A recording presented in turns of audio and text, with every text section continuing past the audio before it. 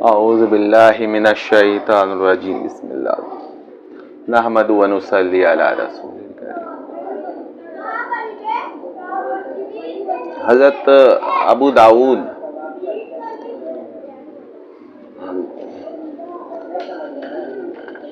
حدیث کی دنیا میں غیر معروف نہیں ہے۔ جو لوگ حدیث کے میدان میں کام کرتے ہیں وہ اچھی طرح جانتے ہیں کہ ابو داؤد شریف جو ہے وہ اس کی کیا اہمیت ہے، اور وہ کتنے بڑے جو ہیں محدث تھے۔ سیاہ ستہ میں جو ہے وہ ابو داؤد جو ہے وہ شامل ہے، اور اپنا جو ہے خاص مقام جو ہے میدان حدیث میں حضرت ابو داؤد رکھتے ہیں۔ انہوں نے ایک عجیب و غریب حدیث کی ایک بڑے ذخیرے میں سے 4 باتوں کو منتخب کر کے فرمایا کہ کسی دانش مند اور عاقل مند کے لیے یہ 4 حدیثیں کافی ہیں۔ زندگی کی جو قواعد کلیہ ہے جینے کے لیے، اور شریعت کا بالکل ایک طریقے سے جو ہے وہ کل جو ہے اس میں جو ہے سمویا ہوا ہے، لیکن شرط یہ ہے کہ کوئی دانش مند ہو، کوئی عاقل ہو تو اس بات کو سمجھ سکے کہ یہ پوری شریعت کو جو ہے یہ حدیثیں جو ہے وہ محیط ہے اور اس کا احاطہ کیے ہوئے ہیں۔ وہ 4 حدیثیں جو ہے وہ حضرت ابو داؤد نے جو ہے وہ درج فرمائی ہیں۔ پہلی حدیث جو ہے انما الاعمال بالنیات، کہ اعمال کا دار و مدار نیت پر ہے۔ تو یہ آپ دیکھیے کہ کتنی بڑی بات، تصوف کی جو بڑی بڑی خانقاہیں ہیں اس کی پہلی محنت تو یہی ہے کہ وہ کسی نے پوچھا تھا حضرت مولانا زکریا صاحب رحمۃ اللہ علیہ سے کہ بھائی یہ تصوف کیا ہے اور یہ سمجھ میں نہیں ہے، تو کہا کہ بھائی تم نے بخاری کی پہلی حدیث نہیں پڑھی انما الاعمال بالنیات، یہ تصوف کی ابتدا ہے، اور امتحان تعبدو کانک تراہو، تو عبادت ایسے کر کہ تو جیسے خدا کو دیکھ رہا ہے، یا کم از کم ایسی کیفیت ہو جائے کہ خدا تجھے دیکھ رہا ہے۔ تو بات تو بڑی آسان ہے، بولنا بھی بہت آسان ہے، یہ کتنی آسان سی بات ہے، لیکن یہ کیفیت کی بات ہے اور یہ آسان نہیں ہے۔ اعمال کی درستگی جو ہے اتنا آسان نہیں ہے، نیت کی درستگی۔ ہم سمجھتے ہیں کہ ہماری نیت درست ہے، اگر ہماری نیت درست ہوتی بھائی تو کیوں ہم جو ہے وہ تہجد میں نہیں اٹھ پاتے، فجر میں کیوں نہیں اٹھ پاتے؟ لیکن وہی شخص تو اگر کوئی ضروری کام سے کہیں سفر میں نکلنا ہو اور اسے معلوم ہو کہ ٹرین جو ہے صبح 3 بجے کی ہے، تو دیکھیے گا کہ وہ شخص جو ہے بالکل صحیح وقت پہ اٹھے گا۔ تو یہ بھائی وہاں نیت جو ہے درست تھی کہ آپ کو بالکل وہ لگا ہوا تھا کہ ہم کو ٹرین پکڑنا ہے، تو پھر وہ ایسا شخص جو کبھی 3 بجے نہیں اٹھتا وہ کیسے اٹھ جاتا ہے اور کیسے ٹرین جو ہے وہ پکڑ لیتا ہے؟ لیکن پھر وہی شخص کو کہیے تو وہ کہے گا کہ نیت تو میں کر کے سوتا ہوں کہ تہجد پڑھوں گا، فجر پڑھوں گا، لیکن وہ اٹھ نہیں پاتا۔ اس کا اس کی نیت درست نہیں ہے، یہ نفس کا ایک بہت بڑا دھوکہ ہے۔ تو نیت کی درستگی کے لیے بھی جو ہے وہ تصوف اور اس میدان میں، تزکیے کے میدان میں وہ آنا پڑتا ہے۔ تو یہ بالکل ایک بڑی بات ہے۔ دوسری حدیث جو ہے یہاں تک کہ جب شاہ عبدالعزیز محدث دہلوی رحمۃ اللہ علیہ نے فرمایا ہے کہ عبادات کی درستگی کے لیے جو ہے یہ پہلی حدیث جو ہے یہ اس طرف ہے کہ عبادات درستی ہوگا جو جب آپ کی نیت ٹھیک ہو جائے گی، اور واقعی میں وہ اخلاص پیدا ہی کرنے کے لیے یہ تصوف کا یہ جو پورا کاروبار تصوف کا ہے، یہ بندے کے اندر جو ہے اخلاص پیدا کرنے کے لیے ہے۔ اور جب تک آپ کے اندر اخلاص پیدا نہیں ہوگا تو آپ کی عبادت جو ہے ریا سے اور مختلف قسم کی جو باطنی بیماریاں ہیں اس سے جو ہے وہ پاک نہیں ہوگی، تو پھر کیسے قبولیت کے درجے کو پہنچیں گی؟ ایک دوسری حدیث ہے کہ من حسن اسلام المرء ترکہ ما لا یعنی، یہ عربی ہے تو اس کا جو ترجمہ ہے جو ہم سمجھ سکیں کہ اسلامی نقطہ نظر سے ایک شخص کی یہ بڑی خوبی ہے کہ وہ بے فائدہ لا یعنی باتوں کو ترک کر دے۔ آپ دیکھیے کہ اس وقت جو ہے ہمارا بہت بڑا طبقہ نوجوانوں کا وہ لا یعنی یا بے فائدہ باتوں کو جو ہے وہ اس میں مبتلا ہے۔ یہ فیس بک کا اسکرول کرنا، یہ یوٹیوب میں بے فائدہ پڑے رہنا، انٹرنیٹ پہ جو ہے اپنے اوقات کو ضائع کرنا، یہ گیمز کھیلنا اور یہ ارے بھائی پہلے تو وہ فزیکل ورک ہوتے تھے، کرکٹ، فٹ بال اور اس طرح کشتی وغیرہ کوئی کھیلتا تھا تو وہ کھیل جو ہے وہ جسم کو بھی جو ہے وہ مضبوط بناتا تھا، اس کے کچھ فائدے تھے۔ یہ تو سراسر نقصان ہے، آپ موبائل میں اور اس طریقے اس میں اتنا وقت کو آپ لگا رہے ہیں اور بالکل بے فائدہ اوقات کا یہاں تک کہ نماز کے وقت میں نماز نہیں ہو رہی ہے، دیگر جو ہے ضروری جو کام دنیا کے بھی ہیں وہ آپ سے نہیں ہو پا رہے، بس یہ ہے کہ آپ وہ گیمز میں لگے ہیں۔ اور اچھے اچھے لوگوں کو میں نے دیکھا کہ وہ ویڈیو گیم کھیلنے میں جو ہے اپنے وقت کو ضائع کر رہے ہیں۔ تو یہ دیکھیے کہ اسلام کی بڑی خوبی ہے کہ بے فائدہ کاموں کو وہ ترک کر دے۔ تو یہ بہت بڑا حصے کو یہ محیط ہے یہ چیزیں کہ بھائی اگر آپ اپنے یہی دیکھیے کہ شاہ عبدالعزیز محدث دہلوی رحمۃ اللہ علیہ نے بھی بستان المحدثین میں یہی بات فرمائی ہے کہ اوقات عمر عزیز کی حفاظت کے لیے کہ آپ کو اللہ نے جو یہ وقت دیا ہے، یہ جو عمر دی ہے، یہ بے فائدہ باتوں میں گزارنے کے لیے نہیں ہے کہ بس وقت گزاریں اور کسی طریقے سے جو ہے وہ بس نہیں، آپ کا لمحہ لمحہ، آپ کا ایک ایک وقت جو ہے اس کا سوال ہوگا کہ آپ نے کہاں گزارا۔ تو ہم کسی بھی کام میں لگائیے، آپ جسم کو مضبوط بنانے میں لگائیے، اگر آپ کو روحانی معاملات کرنے تو تصوف مراقبہ میں وقت لگائیے، ذکر اذکار میں وقت لگائیے، نماز میں، نوافل میں، اوراد و وظائف کی پابندی میں، تلاوت میں لگائیے وقت، تو اس کا کچھ فائدہ بنے گا، اگرچہ وہ تھوڑا ہی ہو لیکن اگر وہ مسلسل ہو اور ایک قاعدے سے جو ہو رہا ہو تو آپ دیکھیں گے کہ ایک دن جو ہے وہ اس کا پھل آپ کو سامنے آ جائے گا۔ دنیا کا بھی کوئی کام اگر آپ کر رہے ہیں تو تھوڑا تھوڑا جو ہے کوئی سیکھنے کا کام کریں، کوئی ہنر آپ اپنے اندر جو ہے وہ، اب اگر یوٹیوب ہی آپ دیکھ رہے ہیں تو فالتو اور بے فائدہ چیزیں کیوں دیکھ رہے ہیں؟ وہ ایک چیز کو جو ہے آپ ٹارگٹ کریں کہ بھائی مجھے یہ چیز میں کمانڈ حاصل کرنا ہے، تو اس میں بہت سی ویڈیوز آپ کو ملیں گے اور وہ دھیرے دھیرے آج ایک بات سیکھ لیں، کل دوسری بات سیکھ لیں، کل تیسری بات سیکھ لیں، تو آپ کو وہ فائدہ سمجھ میں آئے گا کہ بھائی میں لایانی یا بے فائدہ چیزوں میں نہیں ہوں۔ تو آپ نے سمجھ لیجئے کہ اپنا ایک بہت بڑا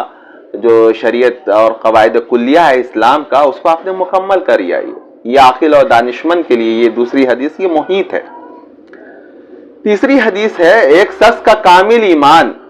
جب ہی ہو سکتا ہے کہ اپنے بھائی کے لیے بھی وہی چیز پسند کرے جو اپنے لیے پسند کردہ ہے۔ یہ کتنی بڑی بات ہے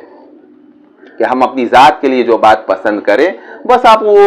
اب یہ بنا لیجئے کہ بھائی ہم اتنا نہیں کہ کیا صحیح کیا غلط ہے، ہم جو اپنے لیے پسند کرتے ہیں وہی چیز دوسرے کے لیے پسند کریں۔ آج یہ چیز ہے، ہم اپنے لیے تو بھائی چاہتے ہیں کہ ہماری تعریف ہو، لیکن ہم دوسروں میں عیب نکالتے پھرتے ہیں۔ ہم چاہتے ہیں کہ بھائی ہمارا نام اور رتبہ رہی ہو، تو ہم دوسروں کی خاطر یہ کیوں نہیں چاہتے؟ تو پتہ چلے گا کہ ہمارے ایمان میں وہ خرابی ہے، ہم نے جو ہے وہ صحیح چیز کو نہیں سمجھا۔ ہر چیز یہ نہیں ہے کہ بس وہ کہ کوئی کپڑے کی دکان میں گئے، یہ کپڑا آپ کو پسند آیا تو اپنے بھائیوں کے لیے بھی، بھائیوں سے مراد بہت بڑا کینوس ہے، یہ پورا اسلامی بھائی یا دینی بھائی، خیش و اقارب سب آ گئے۔ خود جو ہے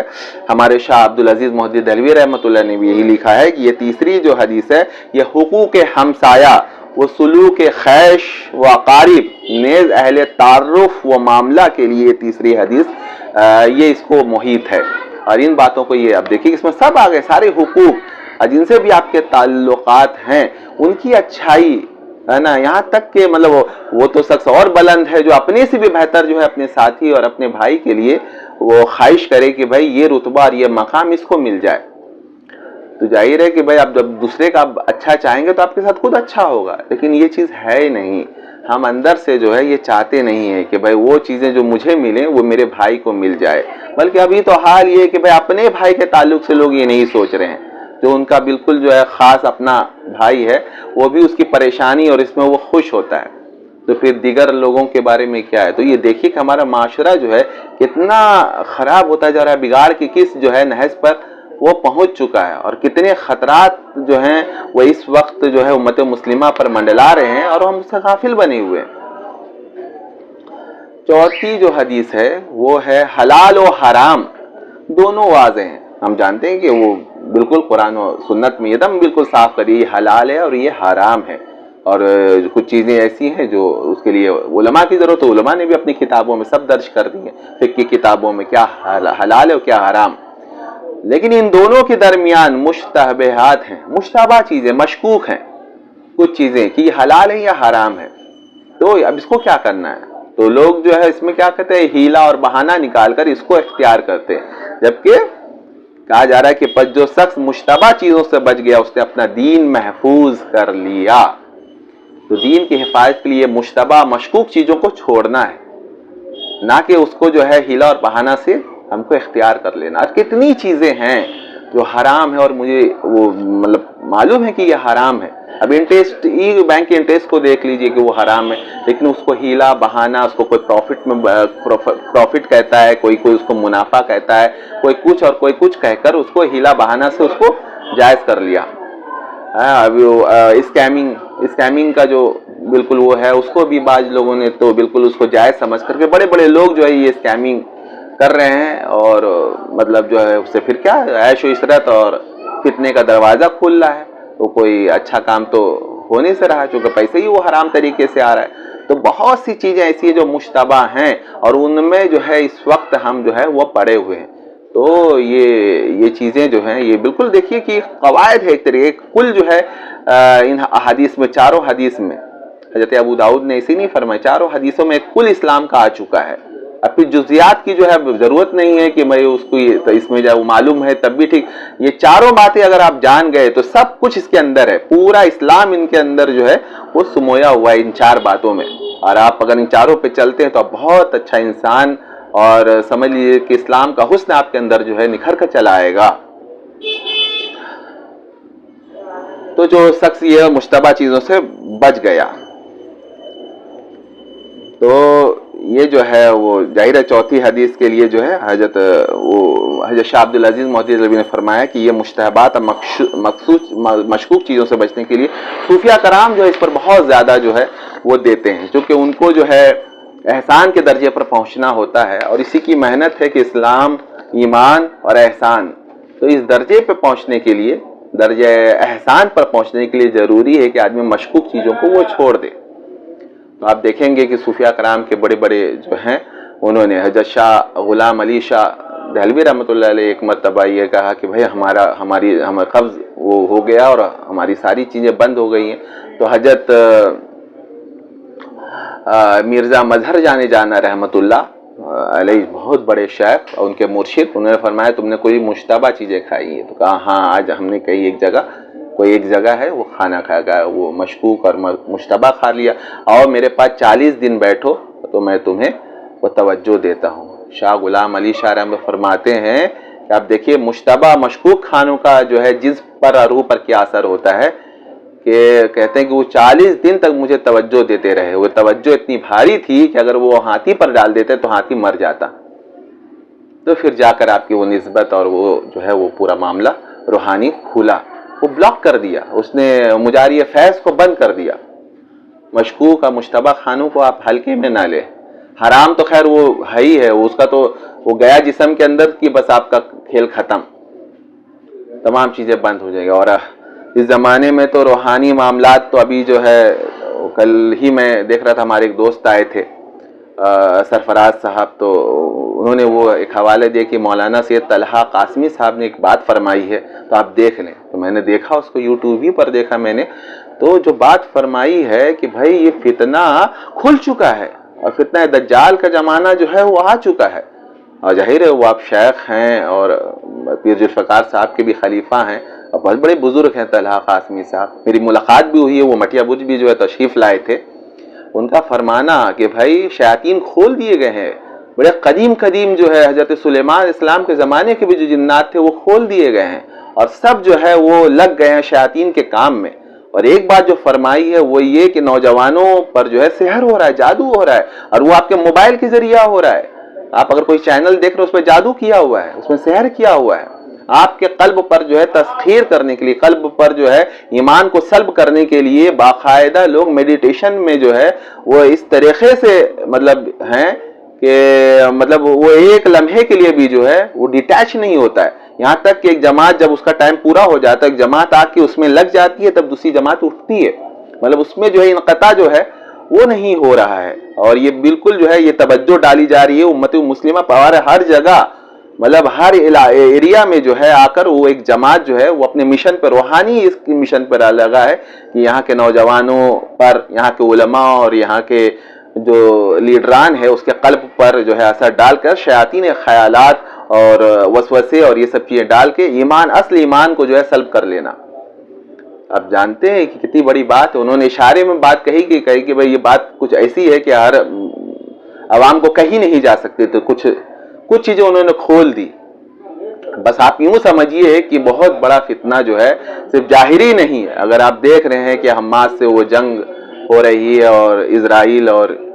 کیا کچھ جو ہے جنگ کی حالت، ظاہر امام مہدی علیہ السلام کے ظہور کی یہ نشانی بھی بتائی گئی کہ حالات ایسے ہی ہو جائیں گے، جنگ کے حالات ہو جائیں گے۔